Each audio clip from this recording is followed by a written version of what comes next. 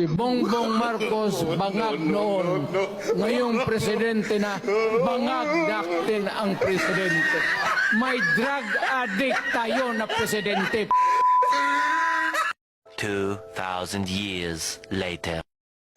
Wala akong sinabi na ganun. Mama, No. you have to, even if you kill me 1,000 times, wala akong sinabi. Taking a drug.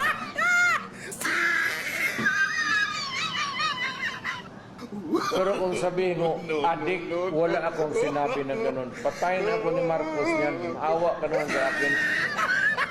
Matanda na ako. Si Bongbong Marcos bangag noon. Ngayong presidente na bangag natin ang presidente. May drug addict tayo na presidente. 2,000 years later. Wala akong sinabi na ganun. Mama, you have to, even if you kill me 1,000 times, wala akong sinabi. No.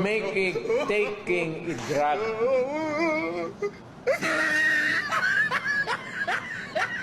Pero kung sabihin mo, addict, wala akong sinabi na ganun. Patayin ako ni Marcos niyan. Awa ka naman sa akin. Matanda na ako.